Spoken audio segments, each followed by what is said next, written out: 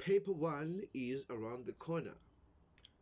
So this means that you will need to do some paper 1 touch-ups and talk about the things that you will need to know as you're about to write your final exam. Now welcome into this session, and in this session we'll be dealing with cubic functions. Now please be sure that you watch the video closely and you take notes so that you can be able to understand how I will be answering the question and what to expect as you're about to write the final exam. Now if you're new to the channel, just be sure to subscribe so that you won't miss when another video gets uploaded. So without further ado, we're gonna go straight into this cubic function. Now here we are given this cubic function here. Now the first one here, we'll be talking about how you can sketch a cubic function or a possible sketch of a cubic function when you're given its properties. And then secondly, we're talking about how you can find the equation of the cubic function when you're given a turning point. So let's start with the first one. Okay, now in the first cubic function, we'll be looking into 9.1 here. So let's look at the question here.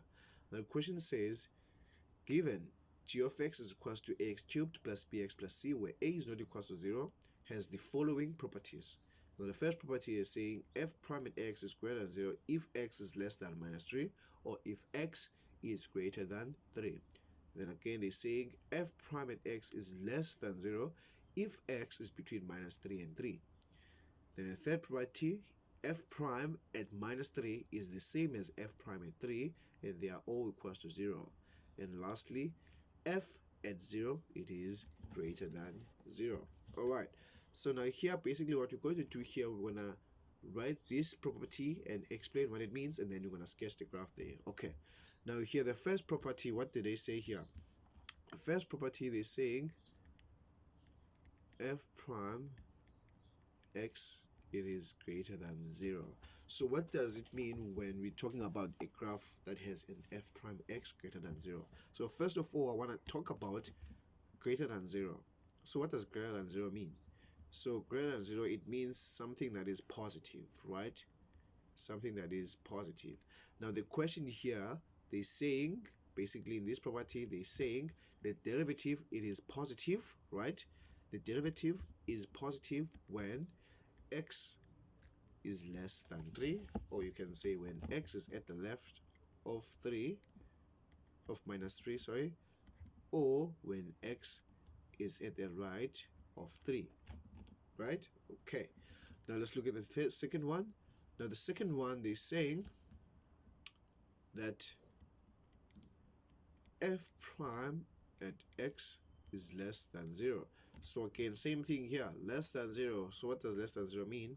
Less than 0 means negative. Negative. So where is it negative? That is between minus 3 and 3. All right, now what's the another one? So another one, they said f prime at minus 3 is equals to 0, right? And f prime at 3 is equals to 0. Now this one, what do they mean when they're saying f prime at 3 is equals to 0 and f prime at minus 3 is equals to 0? So let's talk about this part here, f prime. So f prime, what is it called? We understand that f prime is a derivative. So basically here they're saying that the derivative at x is equals to minus 3 is 0, and the derivative at x is equals to 3 is also equals to 0. So we know that whenever we have a derivative equals to 0, this means what? This means turning points. So here basically we are given x coordinates of the turning points. And then finally they're saying f at 0, it is greater than 0. Now f at 0 is greater than 0. We know that at x is equals to 0. At x is equals to 0. That's where we have what? That's at x, let me write it here, equals to 0. That's where we have our y-intercept. So basically here they're saying our y-intercept is what? Again, there's this greater than 0 here. It means it is positive. Positive. So now here, discuss the possible sketch. First things first, what you need to do here, we need to do split our graph, right, like that, our Cartesian plane, like that, right? So you know this is 1, 2, 3, or 4. Let me just write it: 1, 2, 3, 4, and minus 1, minus 2, minus 3, minus 4. So basically here we will take this information and then putting it there. So what's the first thing that we need to do when you do that? First thing that you need to do is you need to look for what? You need to look for the x values here, right? So we're going to look for the turning points first things first. So at the turning points, we know that we have the first turning point, what, at x is equals to minus 3, and the second one at x is equals to 3. So what are we going to do there? So at x is equal to minus 3, what we're going to do is we're going to put a dotted line. Now this dotted line is not a line, it's not an axis of symmetry, right? So this is just a line for you to know that you're going to have a turning point there. So this means now basically we're looking at these dotted lines as our critical values, because that's where we're told that the derivative, it is 0. All right. So now here, anything else here? No. Okay, we just see here we have a y-intercept at x is equal to 0. So let's go ahead and sketch this. So let's look at here. So first things first, the first point, remember it said the derivative is gonna be positive, which means the graph is increasing when x is at the left of what? Of minus 3. So what we're going to do here to sketch this graph, our possible sketch is going to be something like this. So our graph is increasing, right? At the left, it's going up, and then when it gets to 3, we don't know what's the y value, but we know it's going to 10. So when it turns there, that point, that's where we have what? Our turning point. So let me just make that up. So the second thing they said, after that, it's gonna decrease. It's gonna be less than 0, right? Between minus 3 and 3 plus. But take note that this value at x is equal to 0, it needs to be above what? It needs to be positive, which is greater than 0. So which means here we're going to decrease this graph, but we're going to make sure that it cuts to the y-axis. All right. So as it has cut to the x-axis, we're going to continue sketching it up until we get to 3, and then we're going to turn there. So we're going to do it something like that. So this is our possible sketch for this cubic function. So I hope this makes sense. Now let's go ahead and look into the second type of question. Now in the second type of question here, we are given like an interpretation of a graph, right? So here they're saying the graph of a cubic function with equation f of x is equals to minus x cubed plus mx squared plus nx plus 26 has turning points, right? Has turning points at D and E. Now f intersects the x-axis at A, B, C, and the y-axis at F. All right. So now here we want to look into that one, right?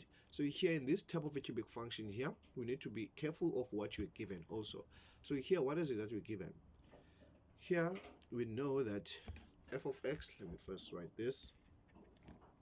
We know that f of x is equals to minus x cubed plus mx squared plus nx plus 26, right? So now here, what else are we given? We're given a turning point. Now I want to talk about this one, turning point. T, it is 254. Now if you are given a turning point in a cubic function and then they want you to find the equation, right? The equation, they want you to find the equation there, which is f of x. The key to get this equation is to use this turning point. So now how are you going to use this turning point? So there's two ways that you can use this turning point, right? The first way, you can use the idea that the first derivative, okay, let me just write this in here, down here. So we're saying the first key thing to use a turning point is to say that its derivative is equals to 0. So whenever we're writing this condition, you should know that by writing this condition, you're always getting the unknown that is next to the variables x. So it helps you to find one of the unknowns there, right? So if it's one turning point, it means it's going to help you to find just one variable there. If it's two turning points, it's going to help you to find two of these here, right? And then now what's the second thing? The second thing that you can do is, because if we were given a turning point only, you can also use it as a point. So when you're using it as a point, it means you're going to substitute it where you're going to substitute it into f of x, and then it's going to help you to find it's going to help you to generate an equation, right? So now that we got this thing out of the way, let's go ahead and look into the first question, right? Now the first question, 9.2.1, it says write down, right? It didn't say calculate, it says write down the coordinates of f. So if it says write down the coordinates of f, it assumes that you know what is happening at f. Now let's look at f. Now when we look at f, we see that f is a y-intercept. So a y-intercept, we know that it has an x coordinate, which is 0, and then its y coordinate is going to be the constant in the equation, right? It's going to be the constant in the equation, which is that one there, so which means 26, right? All right, now let's look at the second one. Now the second one says show that m is equal to -3 and n is equal to 24. So you see here in this question now, they want us to show these unknowns. So which means if they want us to calculate those unknowns, what are we going to do? We're going to start with the idea first point, right? Where we said the derivative is equal to 0, right? So what are we going to do here? So basically here we're going to take the equation of f of x, and then we're going to differentiate it. So let's go ahead and do that. So if we're differentiating that equation, we're going to get -3x squared plus 2mx plus n is equal to 0. Now when you do this, basically here, this is what you get here. But when you get this, what are you going to do now on that turning point? So on your turning point that you have, you're only going to take its x coordinate. So what do I mean by this? Remember, when you're doing derivative is equal to 0, you're always trying to find the x coordinates of turning points.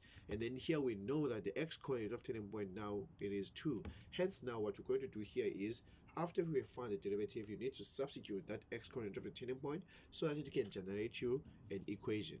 So putting x is equal to 2, basically we're gonna get -3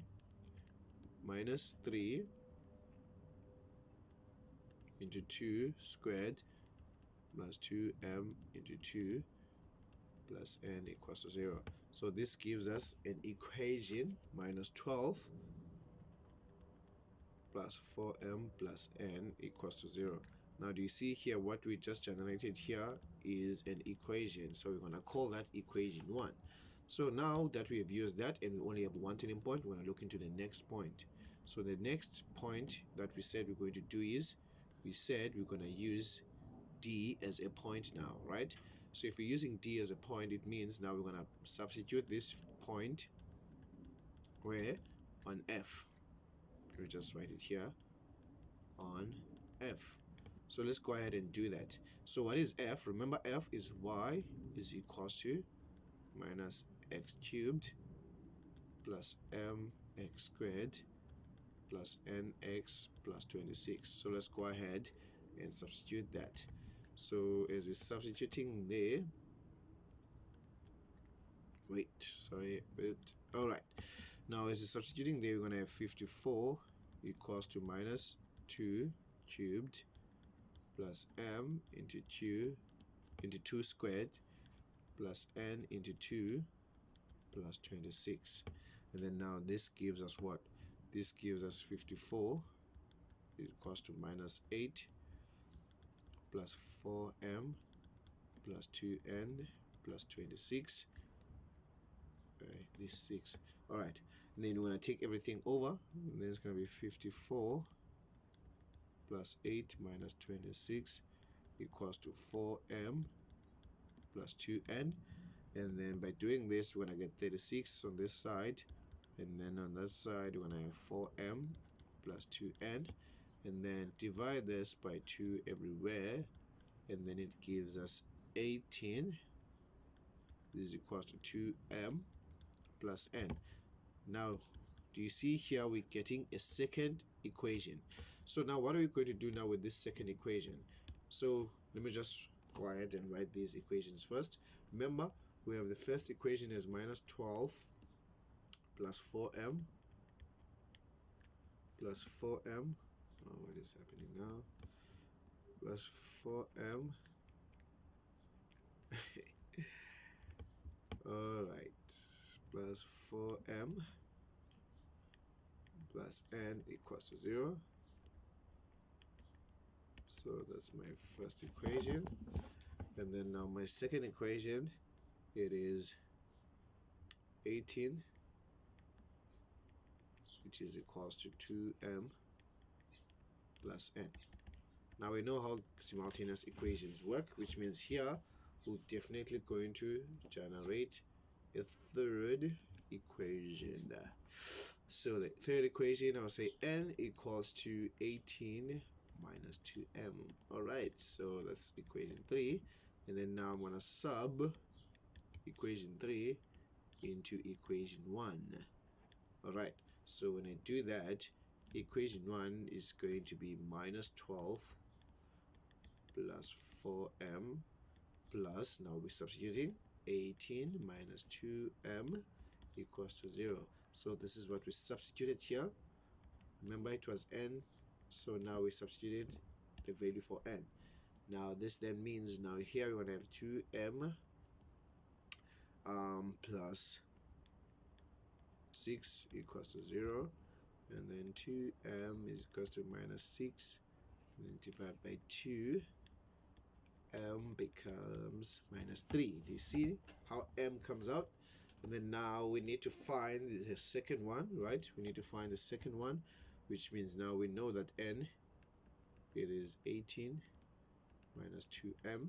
And so now substituting m, 18 minus 2 into minus 3, it gives out the value of n as 24, right? And then now we have the both of the values, right? We have both of the values. It then means after you have you have both of them, you're going to rewrite the equation, but now you're gonna substitute the values, right?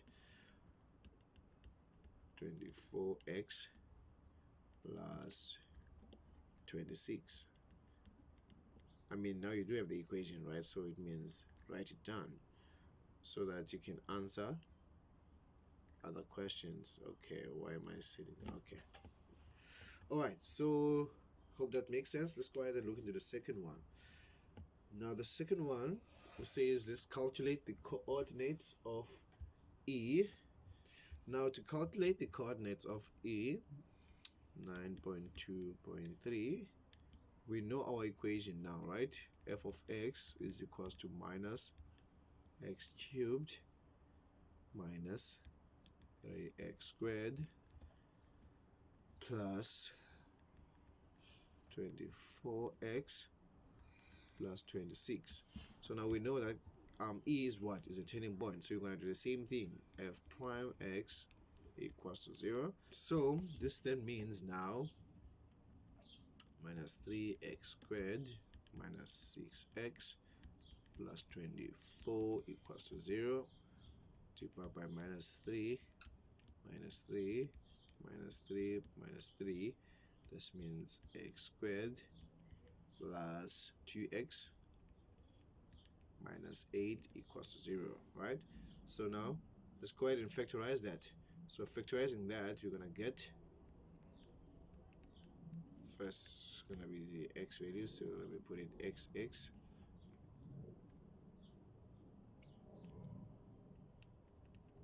okay. So now the first factor here is going to be 2, second one is going to be 4. Now we see 8 is negative, but the middle term is positive. Alright, so x becomes 2, or x becomes minus 4. So now here we see that the first x coordinate, this first x coordinate here, it is this one, right? So we're not going to use that one because we want to find the one for E. So which means this second one is for E. So this is going to be the x coordinate for E. And then we're going to take this x coordinate and then we're going to substitute it into the original equation to help us find the y value there.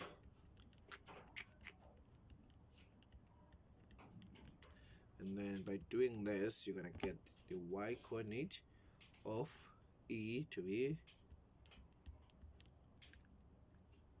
minus 54. So this then means e is minus 4 is to minus 54. All right, now let's look at the second question. Let me just do this, see if you can squeeze it through here. Okay, now the second question says determine the point of inflection. So this one, they're talking about the point, so they didn't say the x coordinate of point of inflection, they said the point. So this then means now point of inflection, we know that the second derivative is equals to 0, right? So we're going to say second derivative equals to 0. So whenever you see second derivative equals to 0, you should know that's the x coordinate of the point of inflection. Okay, so this then means now here our first derivative, remember, it was minus 3x squared minus 6x plus 24. Now because of our second derivative is the derivative of the first derivative, this means now our second derivative is going to be minus 6x minus 6 equals to 0, which means minus 6x is going to be 6 divided by minus 6 both sides, and then x is going to be minus 1. Then to get the y value, because we're talking about the point, you want to take that minus 1, and then you want to substitute that into the original equation. And then when you press this on your calculator, you're going to get 0, and so the point of inflection is going to be minus 1 is to 0. Now let's look at the last question. Now the last question says determine the values of x for which f is concave up. So to determine the values of f for which, go back there, determine the values of x for which f is concave up, right? So f is concave up when the second derivative it is greater than 0. So this then means now minus 6x minus 6 is going to be greater than 0, and so here basically we're going to solve for the inequality here. So it's going to be minus 6x greater than 6 divided by minus 6 divided by minus 6, and then x, remember in an inequality, whenever you're dividing by a negative, the sign of an inequality changes, so minus 1, and that is the final answer. Alright, so that's all I got for you today. If you like the video, make sure that you like it and share it to others so that you can also see this content, and they'll also get to know what they need to know when they are approaching what the cubic functions. And I'm gonna see you into the next one. Cheers.